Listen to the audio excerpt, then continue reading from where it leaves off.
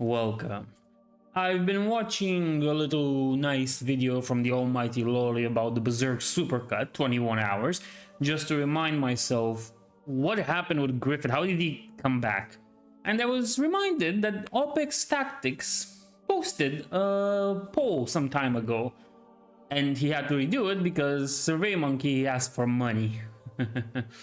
So let's go and do this poll. I wanted to record doing it the first time around, but I never got to it, mostly because just didn't, got bored with it and moved on. So let's begin.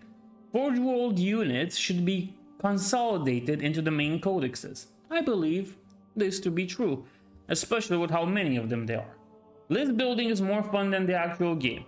Not really, in my opinion. Competitive play is killing the fun out of all non-competitive games. Is it? I would say false, because you can still play Blood Bowl and you have to move this like this, okay? Because you can still play Blood Bowl, you can still play Kill Team, you can still play for fun. It's not really killing the fun out of non-competitive matches. Let's move on.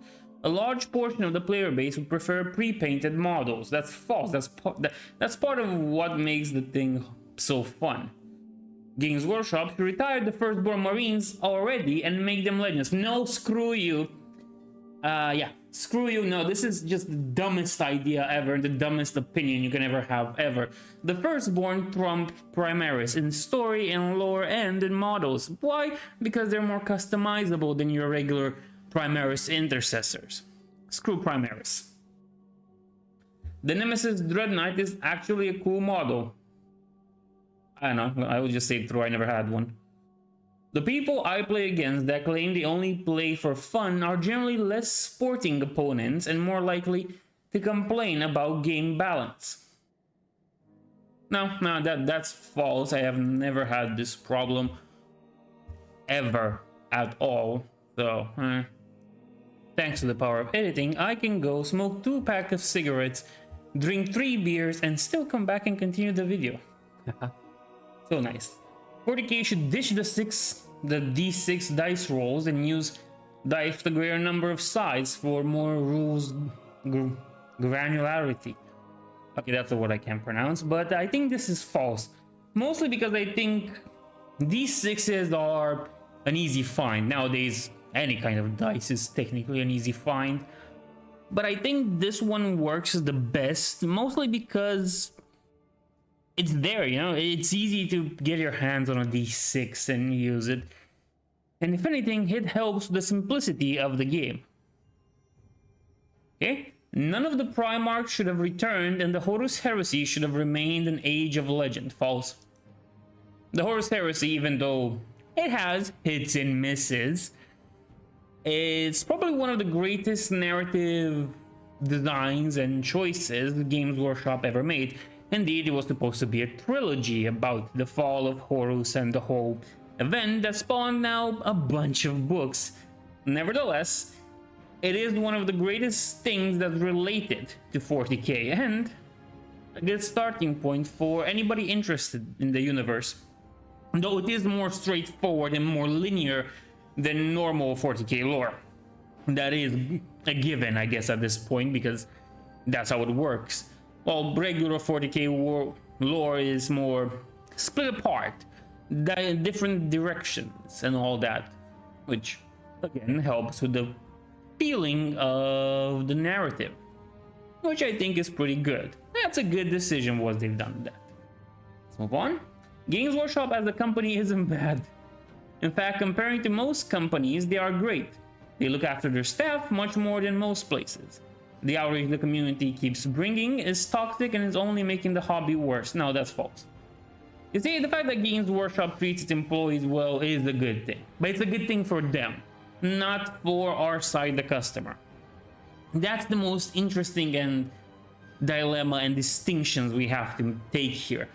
Because what's good for Gander, technically it's good for Goose too, but not in this case. And I guess the Gander and Goose metaphor doesn't really work on this one. But the main idea is that Games Workshop can be the nicest company to its employees. It's not the nicest companies to its customers. Don't believe me? Well, how many price increases have there been? How many? For how many things? I'm just saying, broken rules, trying to sell armies by giving them broken rules like the League of Wotan or the Primaris when they first released. Not a good look, especially the more the prices go up and the economical situation of the world isn't going down. You're getting it, right? You know where I'm going with this. It ain't that good of a thing what they're doing. But again, it's nice that they're nice to their company, to their, staff. At least they should be happy if the customer's not. Wait, was this chaos isn't inherently evil? False. I've made a whole video about this. Chaos is inherently evil. Point blank.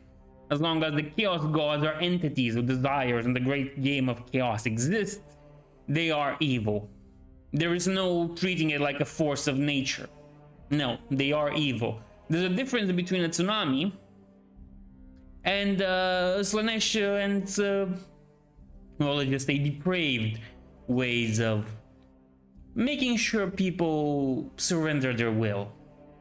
Like, I'm really trying to skirt around the subject, but it is what it is. A tsunami is the force of nature, true. It's not evil or good. Slanesh is evil. Same with the rest of the Chaos Gods. What's this? More focus on competitive play has given us the most fun, detailed, and balanced rule set the game has ever had. I would say false. I would really say false on this one, just out of personal preference. Oh boy. You're digging your grave with this one, aren't you? There's no scientific reason that female space marines shouldn't be possible. And with the desperation of the 40k galaxy, it'll have been done already. False. There are numerous reasons why they are not possible. To actively, retcon them back into the story is impossible, and to put them further in is also impossible if Games Workshop cares a little bit about their profit margins. And they do care about that, don't they? We all know.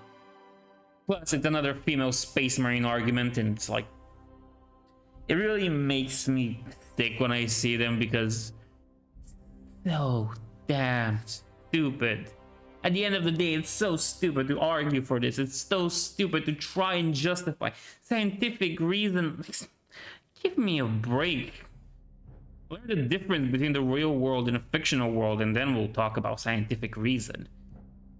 The science of the 40k universe doesn't permit that.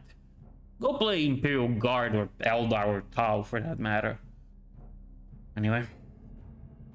The game's not complex. Even with stratagems, most skirmish scale miniature games I've played have more things you and your opponent need to remember. I would say false. From what other games I've played, it does feel like 40k is the most complex, and this ties in with my D6 reasoning because it helps streamline things a little bit. Magnus did nothing wrong. That is true, Magnus did nothing wrong. I'm just gonna go false with this. I'm just gonna presume that he's serious about this one. It's not just a meme. 40k isn't actually that expensive of a hobby compared with several others. Excuse me, this one's okay. When you compare this with the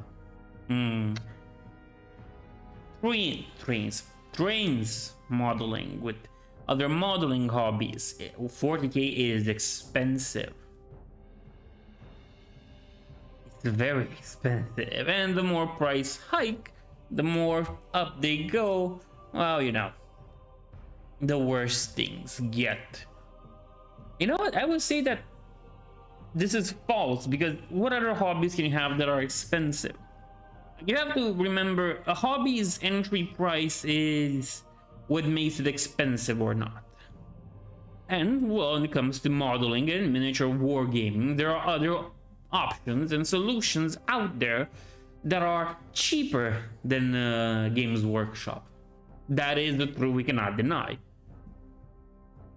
Of course, collecting watches is gonna be more expensive, but and again, it is a more expensive. It has a more expensive entry. Well, Games Workshop always try to have an adequate entry into the hobby, from the start collecting boxes, the combat patrol boxes, which are a ripoff, by the way. Nevertheless, it is an expensive hobby compared to others, with several others, in fact. And let's see, Armor of Contempt was actually great for the game, adding more depth to the AP system and making marine power armor actually worth something. I'll go with false with this one. Again, this isn't really something that I can justify, it's just like a personal opinion or something. And controversial takes in Warhammer 40k. Your response has been recorded. Thank you, thank you, thank you very much. I really feel like that thing with the female space marines was a drag. It was there to try and promote something. I give it one thing: it's more stealthy than the Temple Institute, and it's more stealthy than One Mind Syndicate. Points to that. At least you try to be stealthy about it. But it's still a dumb question to ask. Controversial takes. It's not even controversial take to say that no, female space marines aren't a thing. And they will never be a thing. Unless, of course, Games Workshop decides to shoot itself in the foot. Which, at this point, with the money they're making, I doubt that will ever happen. Because the ESG money is running out, and BlackRock, we're waiting for his funeral. Nevertheless, I hope you enjoyed this video, and I'll see you in the next one.